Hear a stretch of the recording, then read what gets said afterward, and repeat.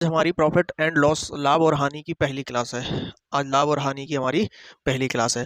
तो हम समझ लेते हैं कि लाभ हानि क्या होगा, इसमें हमें किस किस चीज़ की ज़रूरत पड़ेगी। देखिए, सबसे पहले हमें क्या है कि क्रय मूल्य कुछ भी दिया हो मूल्य में, लेकिन हमें 100% मानना है। सीपी अपने आप में क्रय मूल्य कितना होता है, हमेशा अपने आप में होगा 100%, 100% के बराबर होगा। क्रय मूल्य किसके बराबर होगा, 100% के बराबर। और जब भी हम प्रॉफिट या लॉस, लाभ या हानि की गणना करेंगे तो किस पे करेंगे, हमेशा करेंगे सीपी पर, क्रय मूल्य पर करेंगे। लाभ और हानि की गणना किस पे होगी, हमेशा क्रय मूल्य पर होगी। चलते हैं देखिए सवालों पर। पहला सवाल हमारा दिया हुआ है कि रूबी ने 1 रुपए में 20 बटन खरीदे और 25% का लाभ प्राप्त करने के लिए उसे 1 रुपए में कितने बटन बेचने होंगे। देखिए 25% की फ्रैक्शन वैल्यू कितनी होती है, 25% की फ्रैक्शन वैल्यू होती है 1/4। कितनी होती है, 1/4। इसका मतलब है कि 4 पे 1 लाभ, 25% लाभ का मतलब होता है 4 रुपए पर 1 का लाभ। तो अगर हमने कोई चीज सीपी 4 रुपए में अगर हमने कोई चीज खरीदी है तो उसका एसपी कितना होगा, 5 होगा। अगर हमें 25% का लाभ प्राप्त करना है तो क्या होगा, अगर हमने कोई चीज 4 में खरीदी है तो कितने में बेचनी होगी, 5 में बेचनी होगी। या हम ठीक उसका उल्टा कह सकते हैं कि अगर हमने कोई चीज 5 खरीदी है तो कितनी बेचेंगे, हम 4 बेचेंगे। ठीक है, ये तो होगा रेट। और अगर वस्तुओं की बात है, रेट का मतलब या तो हम 4 की चीज कितने में बेचेंगे, 5 में, या फिर 5 वस्तुओं की जगह कितना बेचेंगे, हम 4 वस्तुएं बेचेंगे, एक ही बात है। तो यहाँ उन्होंने कहा कि हमने कितनी वस्तुएं खरीदी हैं, 5 बराबर 20 खरीदी हैं। सवाल में दिया हुआ है कितने बटन खरीदे हैं, 20। तो 1 बराबर कितना हो जाएगा, 4। तो 1 यूनिट की वैल्यू 4 है, तो 4 यूनिट की वैल्यू कितनी होगी, तो हम कितने बटन बेचेंगे 1 रुपए में, 16 बटन बेचेंगे। अगर हमें 25% का क्या चाहिए, लाभ, तो 16 हमारा ये फोर्थ ऑप्शन में दिया हुआ है। ठीक है, अगले सवाल पे चलते हैं। अगला सवाल है कि एक कुर्सी हमने 800 रुपए में खरीदी और 1100 रुपए में बेच दी। देखिए किसी कुर्सी का जो सीपी है वो कितना है, 800 रुपए, और एसपी उसका विक्रय मूल्य कितना है, 1100 रुपए। तो लाभ कितना होगा, 300 रुपए। 1100 में से 800 को कम करेंगे तो कितना मिलेगा, 300 रुपए। और हम प्रॉफिट और लॉस की जो गणना है वो किस पे करते हैं, हम सीपी पर। तो प्रॉफिट परसेंट बराबर होता है प्रॉफिट बटे सीपी इंटू 100। तो प्रॉफिट कितने का है, 300, सीपी कितना है अपना 800 और इंटू 100। तो हम यहां से काटेंगे, ये 2 जीरो से 2 जीरो कट गए, 4 से काटेंगे तो ये 2, और ये कितना हो जाएगा, ये आ जाएगा 25। तो 25 का गुणा 3 में करेंगे कितना हो जाएगा, 75, और नीचे कितना है 2, 75/2 कितना हो जाएगा, ये होगा अपना 37.5% के बराबर। 37.5 किस में दिया है, तीसरे ऑप्शन में दिया हुआ है। ठीक है, अगले सवाल पे चलते हैं। अगला सवाल है कि एक बैट को हमने 750 रुपए में खरीदा। कितने में खरीदा, सीपी दिया हुआ है उसका 750, और इसको हमने 8% की हानि पर बेच दिया। कितने पे बेच दिया, 8%। तो हमने कहा था कि सीपी को हम क्या मान के चलेंगे, 100% मान के चलेंगे। अगर 8% की हानि हुई है तो अब सीपी कितना रह गया अपना, 92%। उस वस्तु की जो कीमत है वो कितनी बची, 92% बची है। कितनी बची है, 92%। तो उन्होंने कहा कि विक्रय मूल्य कितना होगा, तो हमने कहा कि 750 का 92% निकाल देते हैं सीधा। कितना होगा, जीरो से ये जीरो कट गया, 5 से काटेंगे तो ये कितना आ जाएगा 15, 5 से काटेंगे तो ये 2 से इसको काट देंगे तो ये कितना आएगा 4, और ये कितना होगा 6। 46 गुणा 15, ये 15 से गुणा करेंगे तो कितना आएगा 90, हासिल 9, 15 चौको 60 और 9, ये आ गया 69, 690 आ गया। ये हमारे किस ऑप्शन में दिया हुआ है, फोर्थ ऑप्शन में दिया हुआ है, 690 रुपए। अगले सवाल पे चलते हैं। अगला सवाल क्या है हमारा, अगला सवाल है कि एक व्यक्ति ने समान मूल्य पर 2 वस्तुएं खरीदी, समान मूल्य पर खरीदी। एक को उसने 10% के लाभ पे बेचा और दूसरी को बेचा 5% की हानि पर। यदि दोनों विक्रय मूल्यों के बीच का अंतर जो है वो 60 रुपए है, तो दोनों वस्तुओं के क्रय मूल्य का योग कितना होगा। देखिए, हमने मान लिया कि दोनों को समान मूल्य पे खरीदा, तो पहली वस्तु का सीपीपी कितना है 100, और दूसरी वस्तु का सीपी2 कितना है, इसको भी 100 मान लिया, क्योंकि इन्होंने कहा है कि 2 वस्तुएं समान मूल्य पर खरीदी, तो दोनों को ही हमने 100-100 मान लिया। ठीक है, तो ये दोनों का योग कितना हो रहा है, 200। कितना हो गया हमारा, 200। पहले वो हमने 10% की लाभ पे बेचा, तो 10% के अगर हम इसको लाभ पे बेचेंगे तो 110 रुपए में बेचेंगे। दूसरे को 5% की हानि पे बेचा है, तो 5% की हानि पे बेचेंगे तो कितना आ जाएगा, ये 95 आएगा। कितना आ गया, 95। दोनों के बीच का जो डिफरेंस है, अंतर कितना है, 15 यूनिट का डिफरेंस है। कितने यूनिट का अंतर है, 15 यूनिट का। और सवाल में दिया है कि 60 रुपए का अंतर है, तो 15 की वैल्यू कितनी है, 60, तो 1 यूनिट की वैल्यू कितनी आ जाएगी हमारी, 4 आ जाएगी। और हमें 200 यूनिट दोनों का योग बताना है, तो हम इसमें 4 से गुणा कर देंगे। 200 गुणा 4 कितना हो जाएगा अपना 800। तो दोनों का जो योग है क्रय मूल्य का वो कितना आ गया हमारा 800 रुपए आ गया। ठीक है, अगले सवाल पे चलते हैं। अगला सवाल क्या है कि एक पुराना रेफ्रिजरेटर है, एक पुराना रेफ्रिजरेटर है, 12,000 रुपए में खरीदा और इसकी 1,000 रुपए इसकी मरम्मत पे खर्च कर दिया, और रेफ्रिजरेटर को हमने 15,000 रुपए में बेच दिया। देखिए 12,000 रुपए में हमने रेफ्रिजरेटर खरीदा और 1,000 रुपए इस पे खर्च कर दिए, तो ये हमें कुल कितना पड़ा 13,000 रुपए का पड़ा कुल। तो जो हमारा सीपी है वो कितना होगा, सीपी होगा हमारा 13,000 रुपए। और इसको हमने एसपी दिया हुआ है कितने में बेचा है 15,000 रुपए में बेच दिया। कितने में बेच दिया 15,000 रुपए में। तो कितने रुपए का लाभ होगा हमें 2,000 रुपए का लाभ हो गया। कितने रुपए का 2,000 रुपए का। तो 2,000 रुपए का हमें लाभ हुआ है, कितने पे हुआ है 13,000 रुपए पर। तो 100 पर कितना होगा 1 2 3 1 2 3 जीरो से 3 जीरो कट गए, ऊपर कितना है ये 200, कितना दिया है 200 बटे 13। तो ये होगा अपना 200 बटे 13। इसमें हम डिवाइड करेंगे तो कितनी बार जाएगा, एक बार जाएगा, 13 एकम 13।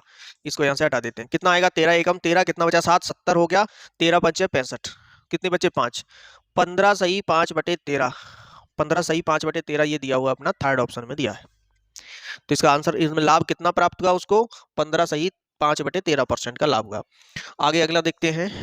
अगला हमारा सवाल है कि एक विक्रेता ने 10 रुपए में 15 वस्तुएं खरीदी। कितनी वस्तुएं खरीदी 15। तो यहाँ एक तरफ रुपए लिख देंगे और एक तरफ लिख देंगे वस्तुएं। एक तरफ क्या लिख देंगे वस्तुएं। तो 10 रुपए थे, उसने 10 रुपए में कितनी खरीद ली 15 खरीद ली। और फिर उसने क्या किया कि 10 वस्तुएं 15 रुपए में बेच दी, मतलब 15 रुपए में कितनी बेच दी 10 बेच दी। तो हमें हमेशा क्या है कि वस्तुओं को समान करना होगा। तो वस्तुओं को समान करने के लिए हम इसमें 2 से गुणा कर देंगे और इसमें 3 से गुणा कर देंगे। तो हमने इसमें जब जैसे ही 2 से गुणा किया तो रुपए कितने हो गए हमारे 20, और इसमें 3 से गुणा किया तो रुपए कितने हो गए हमारे 45। तो 20 की चीज हमने 45 में बेची है। 20 की चीज कितने में बेची है 45। तो 25 रुपए का हमें लाभ हुआ है कितने रुपए पर, सीपी कितना आया था हमारा 20 रुपए पर। तो 100 पे कितने का होगा, काट देंगे 20 से काटेंगे तो ये 5 बार 20 पंचे 100, और 5 का गुणा 25 में करेंगे तो ये आएगा 125%। 125% हमारे पहले ही ऑप्शन में दिया है। देखिए अगले सवाल पे चलते हैं।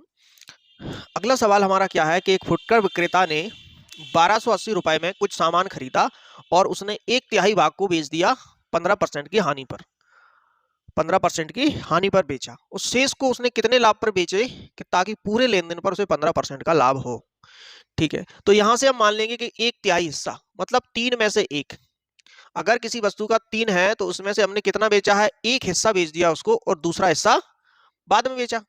तो एक हिस्सा कितने पे बेचा हमने 15% की हानि पर। तो मान लो कि हमने वस्तु को कितने का मान लिया कि 300 रुपए की कोई वस्तु थी, जिसमें से 100 रुपए की वस्तु को हमने बेचा है 15% की हानि पर बेचा है, तो कितना आएगा ये 85 रुपए में बेचा है 85 में। 15% की हानि का मतलब है हमने इसको 85 रुपए में बेच दिया। अब उन्हें क्या कहा कि 15% का ओवरऑल लाभ चाहिए। तो अगर हमें 300 रुपए पे पूरा 15% का लाभ चाहिए तो कितने का लाभ होगा 15 × 45। तो हमें ये लाभ होगा 45 रुपए का लाभ हमें प्राप्त करना है। कितने रुपए का लाभ प्राप्त करना है 45। तो हमें वस्तु 345 में बेचनी होगी। कितने में बेचनी होगी 345 में। ठीक है, तो अगर हमने यहाँ पहली वस्तु को बेच दिया 85 रुपए में, तो अब दूसरी वस्तु को कितने में बेचेंगे, तो अब 85 रुपए इसमें से कम कर देंगे तो ये कितना आएगा 0, और 14 में से 8 गया तो ये कितने बचे 6, और ये बचे 2। 260 में हमें ये वस्तु कितनी बेचनी होगी 260 में इसको हमें बेचना होगा। इसको 300 माना, ये 100 है तो ये कितना हो जाएगा 200। अब इन्होंने क्या कहा कि शेष को कितने % के लाभ पे बेचा। तो शेष वस्तु कितनी थी 200 रुपए की थी, हमने इसको 260 में बेच दिया तो कितने पर लाभ पे बेच दिया 60 रुपए के लाभ पे इसको हमने बेच दिया। और 60 रुपए के लाभ पे बेचा है और हमने क्रय मूल्य क्या था इसका 200 रुपए। तो 100 पे कितने का लाभ होगा, काट देंगे 2 जीरो से 2 जीरो काट देंगे और 2 से 60 को काटेंगे तो कितना आएगा ये 30% आ जाएगा। कितना आ गया अपना 30%, बी ऑप्शन में दिया हुआ है। आगे चलते हैं। आगे दिया हुआ है कि 15,000 रुपए का सामान बेचने पर रामू को 3,000 रुपए का लाभ हुआ है। तो सीधा सीधा हम निकाल देंगे कि 3,000 रुपए का लाभ है हमारे पास कितने पे 15,000 पे, तो 100 पे कितने का होगा, काट देंगे 3 जीरो से 3 जीरो कट गए, 3 से काटेंगे तो 5 और 5 से इसको काटेंगे तो कितना होगा ये 20। तो 20% का हमें लाभ हो गया। ठीक है, अगले सवाल पे चलते हैं। अगला सवाल क्या दिया हुआ है कि एक अलमारी है 14,360 रुपए में खरीदी जाती है और उसके परिवहन पर 240 रुपए खर्च होते हैं। अगर हमें 15% का लाभ प्राप्त करना है तो इसे किस मूल्य पर बेचा जाना चाहिए। देखिए 14,000 360 रुपए में हमने खरीदी, इसके ट्रांसपोर्ट मतलब परिवहन पर 240 रुपए खर्च हुए, तो ये कुल हमें कितने की पड़ गई? तो ये पड़ गई हमें 14,600 रुपए की। कितने की पड़ गई? 14,600 की। अगर इस 14,600 को हमें कितने 15% का लाभ प्राप्त करना है इस पे, तो इसको हम कितने पे बेचेंगे? 115% के बराबर हो जाएगा ये। 15% के लाभ का मतलब क्या हो जाएगा? 115%। 115% का मतलब है 115/100। काट देंगे 2 जीरो से, ये 2 जीरो कट गए। इनका गुणा कर देंगे तो कितना होगा? ये 5 का गुणा इसमें करेंगे तो कितना होगा? 5 का ये 30 हो जाएगा, और 5 का 4 में करेंगे तो 5 चौको 20 और 3 23, हासिल 2, 5 एकम 5 और 2 7। अब सीधा 11 का कर देंगे तो क्या आ गया? 11 छक्का 66 और 11 44, 44 और 6 कितने हो जाएंगे? 50, 50 का 0 हासिल 5, 11 एकम 11 और 5 16। कितना हो गया? ये 0 हो गया, ये 9 हो गया, ये 7 हो गया और ये 16।